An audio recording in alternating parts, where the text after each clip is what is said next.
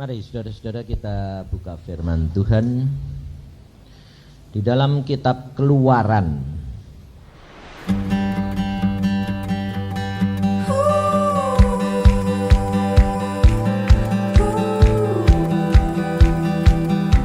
Di dalam kitab Keluaran pasal yang ke-32. Kita baca mulai dari ayat yang pertama. Ketika bangsa itu melihat bahwa Musa mengundur-undurkan turun dari gunung itu, maka berkumpullah mereka mengerumuni Harun dan berkata kepadanya, "Mari, buatlah untuk kami Allah yang akan berjalan di depan kami, sebab Musa ini orang yang telah memimpin kami keluar dari tanah Mesir. Kami tidak tahu apa yang telah terjadi dengan dia." Lalu berkatalah Harun kepada mereka, "Tanggalkanlah anting-anting emas yang ada pada telinga istrimu, anakmu laki-laki dan perempuan, dan bawalah semuanya kepadaku." Lalu seluruh bangsa itu menanggalkan anting-anting emas yang ada pada telinga mereka dan membawanya kepada Harun.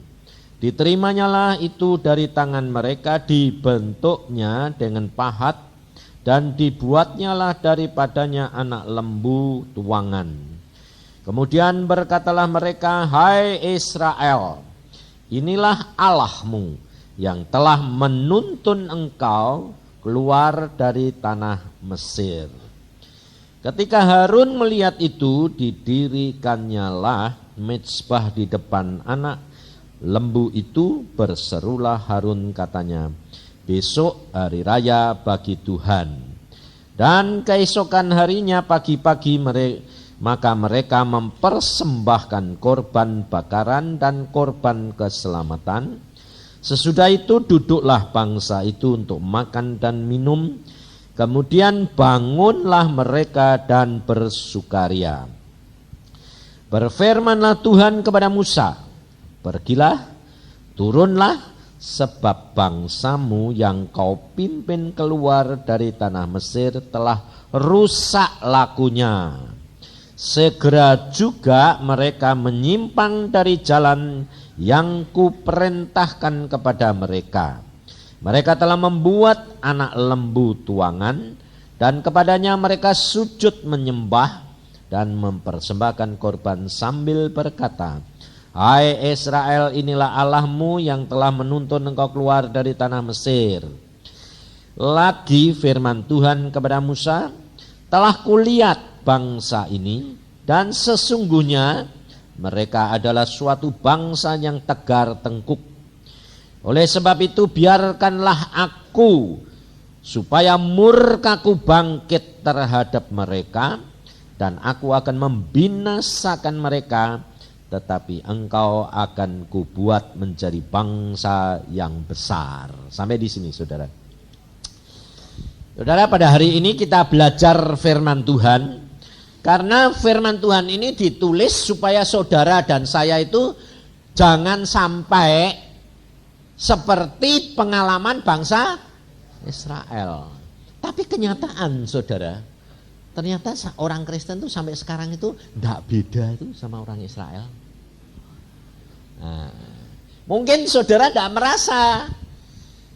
Saudara kalau membaca Alkitab pengalaman bangsa Israel, saudara bisa menilai, saudara bisa nyalain dia. Kenapa? Wong sudah lihat mujizat kayak gitu kok masih tidak percaya, ya toh? Betul enggak? Coba kalau saudara ngalami kayak bangsa Israel, berjalan di tengah-tengah laut, di tanah kering, kanan kirinya air, temboknya itu air itu temboknya itu bukan 10 meter, 20 meter, puluhan meter. Engkau jamah bisa, dipakai raup bisa, tapi ndak roboh. Coba Walami kayak gitu itu kan setelah itu kan lalu sora-sora, wah mujinya Tuhan luar biasa toh. Tapi baru beberapa hari kemudian sudah lupa saudara. Lupa lagi dan air pahit menjadi manis. Air keluar dari batu. Loh, mana turun? Loh, minta daging. Burung-burung dikirim. Itu mujizat demi mujizat. Lalu jangan lupa saudara. Tiap hari bangsa Israel itu melihat Tuhan melalui tiang awan dan tiang api. Nah, kurang apa mujizatnya? Kurang doa? Ayo, saudara tahu? Hal itu karena apa? Kebiasaan. Sudah menjadi biasa lihat mujizat. Sehingga hal itu tidak menimbulkan lagi rasa takut sama Tuhan, rindu sama Tuhan, sebab biasa. Demikian juga orang Kristen itu ternyata sama, saudara. Samanya sama orang Israel di sini. Mereka melihat mujizat itu yang ngelakuin siapa? Tak tanya ini. Yang melakuin mujizat siapa? Tuhan toh? Apa Tuhan enggak kelihatan terus terjadi gitu? Enggak toh? Tuhan melakukan melalui siapa? Tuhan melakukan mujizat melalui Musa. Sekarang saya tanya, saudara sakit kanker atau saudara susah, didoakan hamba Tuhan plus mujizat terjadi, kamu sembuh, kamu tertolong. Yang melakukan siapa? Melalui siapa? Manusia toh? Hambanya toh? Kamu lebih tertuju sama Tuhan atau tertuju pada hamba Tuhan?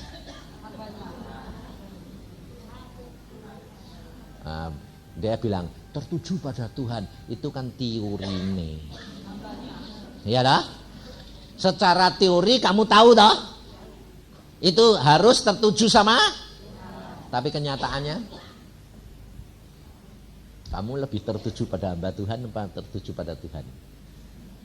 Buktinya, kalau ada kesulitan lagi, kamu cari hamba Tuhan atau cari Tuhan? Cari siapa? Hamba Tuhan, betul? Sebabnya apa? Itu nyangkeli. Justru inilah yang menyebabkan bangsa Israel dikatakan Tuhan apa? Degil. Justru inilah yang menyebabkan bangsa Israel tidak masuk Kanaan. Dan juga Musa tidak masuk Kanaan. Ngerti saudara? Saudara ngerti, tapi susah. Loh, betul dah? Karena apa? Karena saudara masih berpikir cara apa?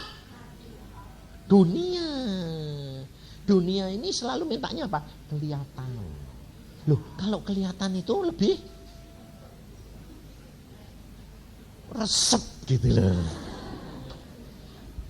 Makanya banyak orang kalau datang pada saya tuh terus terang hamba Tuhan yang galak.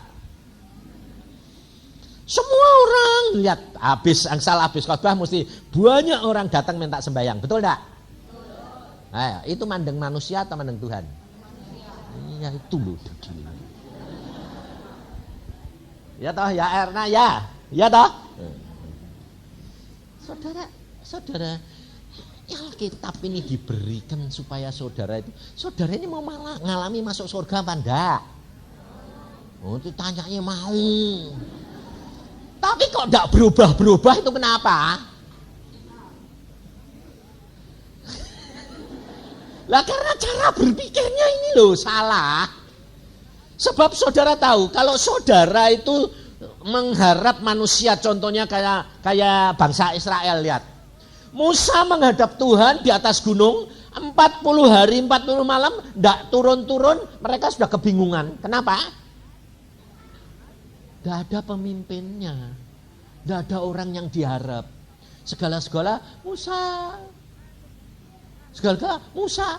Loh, saudara tahu, ini yang menyebabkan bangsa Israel berputar-putar di padang belantara 40 tahun. Dan akhirnya tidak masuk ke Kanaan. Yang masuk cuma siapa? Yusa sama? Nah ya lumayan namaku Yusa.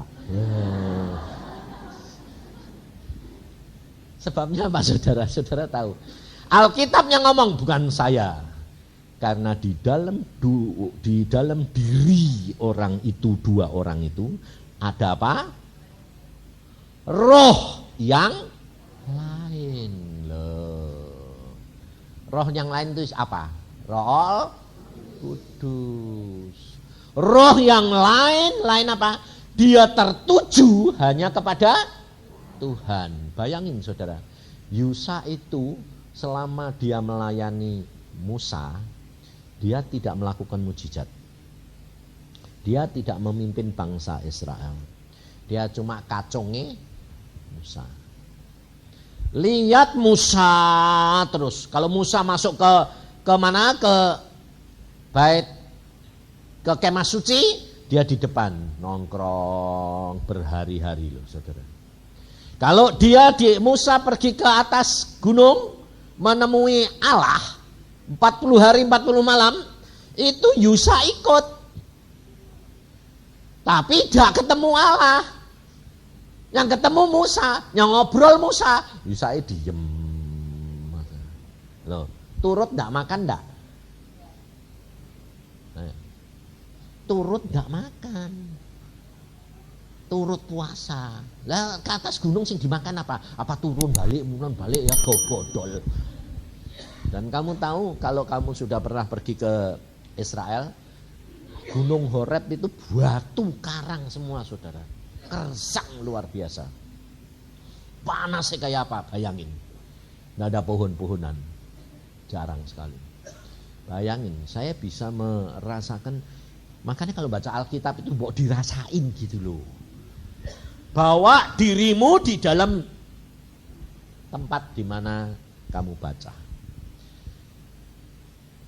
Kenapa setelah Musa mati dan tidak boleh masuk Kanaan, yang diangkat kok Yusa? Maka dari itu saudara harus belajar. Belajar apa? Belajar mulai dari perkara-perkara yang kecil. Mulai dari hari demi hari. Jadi kalau pikiranmu itu tertuju kepada kebiasaan dengan apa yang kamu lihat dan kamu dengar, itu lebih daripada tertuju kepada Tuhan. Itu jerat buat saudara yang tidak pernah nanti saudara bisa lepaskan.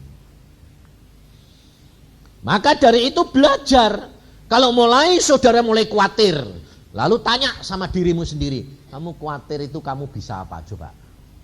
Ayo, kalau kamu tak tanyai, sakit anakmu, tidak punya duit. Terus kamu khawatir, kamu bisa apa? Ya, kamu tidak bisa apa-apa toh? Tapi kenapa kok tetap khawatir? Nah itu, bukan lemah, cara berpikirmu belum bisa lepas. Kamu mesti ngomong sama jiwamu sendiri. Buat apa kamu khawatir? Iya, kamu bisa apa? Tidak bisa apa-apa. Lah ya sudah, serahin Tuhan. Ngapain pusing-pusing? Amin? Mau belajar? Nah, kalau mau belajar itu kalau mengalami apa-apa, jangan langsung dokter. Sakit mesti, aduh ke dokter mana ya? Cari obat apa ya? Loh, itu biasa toh cara berpikir yang normal. Loh. Itu mesti dilepas. Sakit apa? Langsung lutut, Tuhan, aku sakit. Ini pasti salah apa ini Tuhan? Loh, tobat dulu. Habis tobat, baru tanya Tuhan, aku ngapain? Boleh apa Tuhan? Engkau kehendaki aku apa? Nah, kalau Tuhan bilang minum obat, minum. Kalau Tuhan bilang ke dokter, ya ke dokter. Kalau Tuhan bilang operasi, ya operasi. Ya dah. Tapi masalahnya saudara bilang apa? Nggak dengar. Ya. Betul lah? Betul? Betul? Nah, ya itu ikatan namanya. Loh, Tuhan itu mau ngomong sama kamu itu apa mesti melalui telingamu? Hah? Enggak. Loh kok ngerti kamu enggak? Tapi kok kamu selalu bilang enggak dengar? Iya. Saudara itu harus punya percaya kalau saudara itu berdoa, doamu itu sudah masuk di hadapan hadirat Allah. Amin? Amin. Nah, tinggal nunggu toh. Lah kok kamu enggak sab? Loh lali ini. Ya memper bu, karena kowe wis tuwa padha mbek aku. Ada bocah nom-noman ini masuk lali ya. Bukan lali, apa? Enggak sabar. Rong Alkitab ini ngomong karena Musa enggak turun-turun loh. Jadi enggak sabar toh? Sebabnya kepengennya apa? Padahal Alkitab ngomong apa? Coba baca di dalam Yesaya 30. Ngomong apa?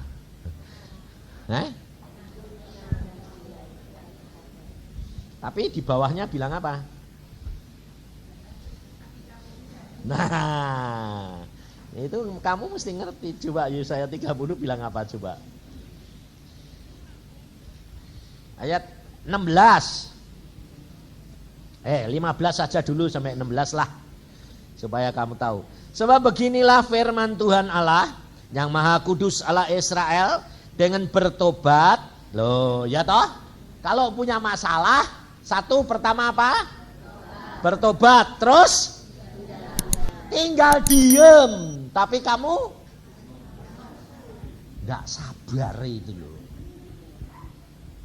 Lah, tinggal diem dan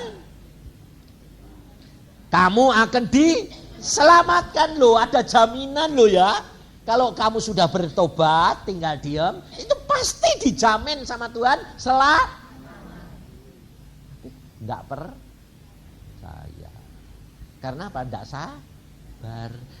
Sebabnya apa? Coba lihat ayat 16. Tetapi kamu enggan. Kamu berkata, bukan, kami mau naik kuda dan lari cepat. Maka kamu akan lari dan lenyap. Makanya dia baca Alkitab, itu jangan yang diiling-iling dihafalke itu yang enak-enak.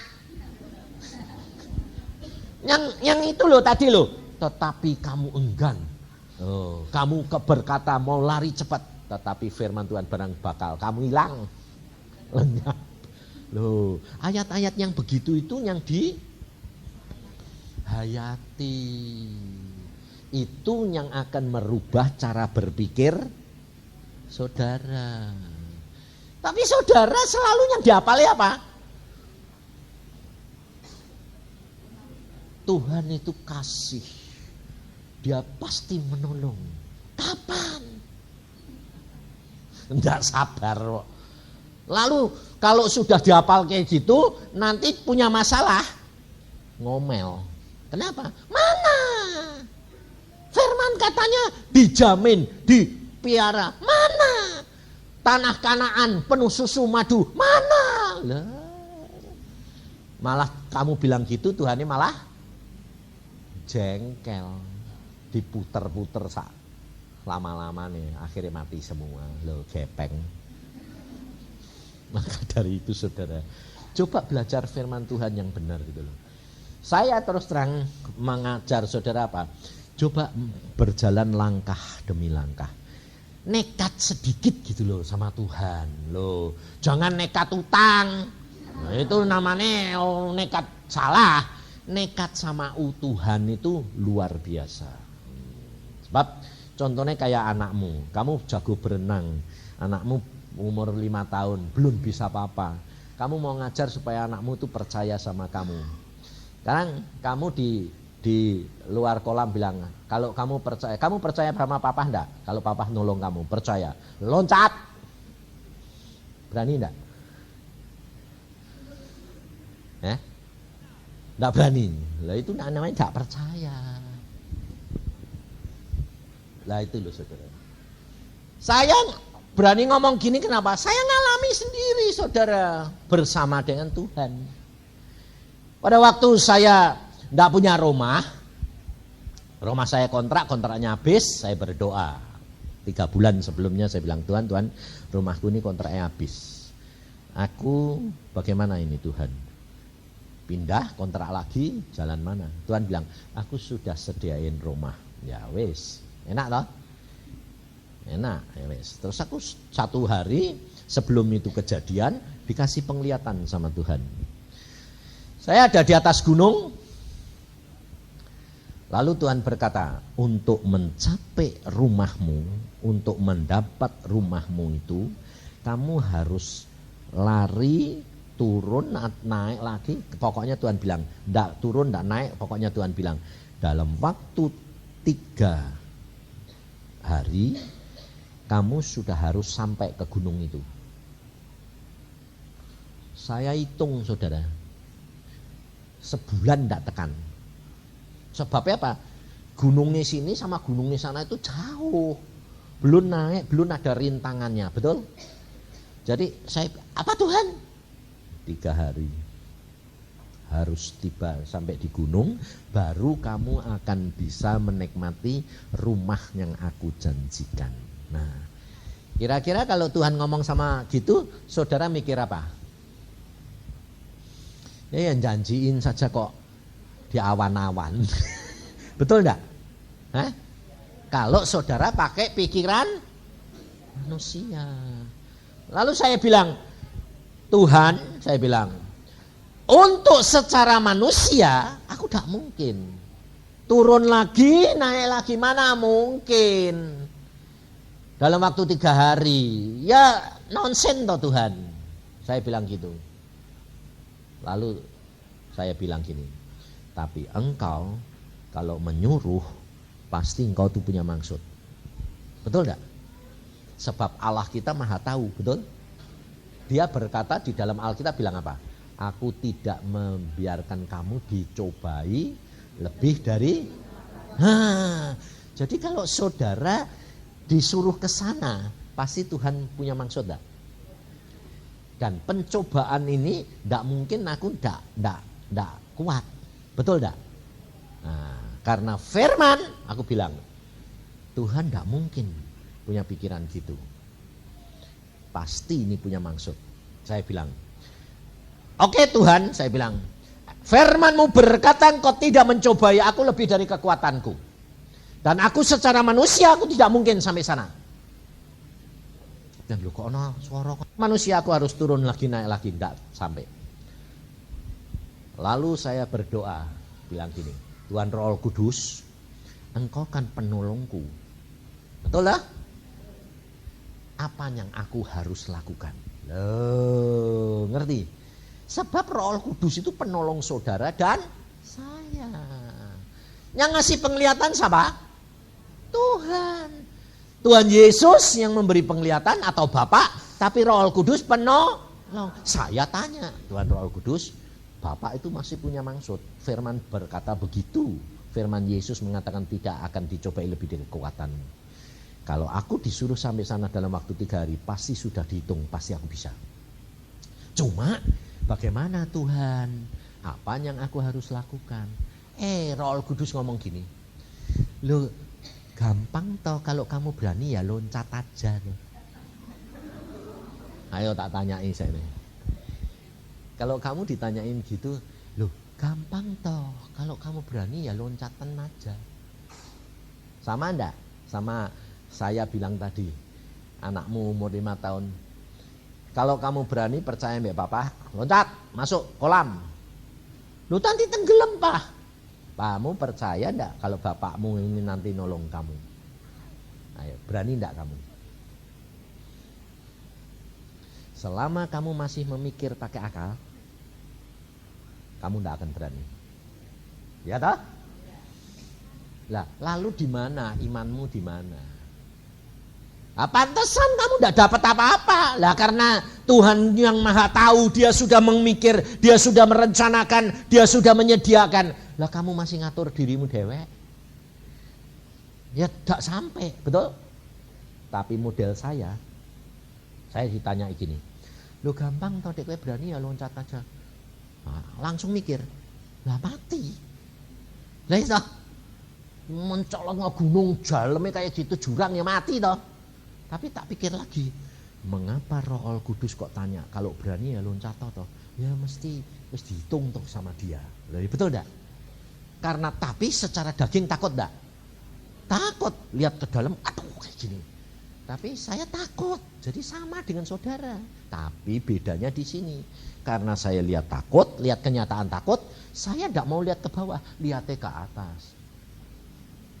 Jadi lihat atas kan tidak lihat durangi, tinggal ancang-ancang loncat aku. Loncat tak pikir gini, loh dek nenek nari gitu, dek mati ya tanggung jawabnya dia tuh. Loh betul enggak? Lu wong bapakmu yang nyuruh kok, betul enggak? Lah kok kamu enggak berani kenapa?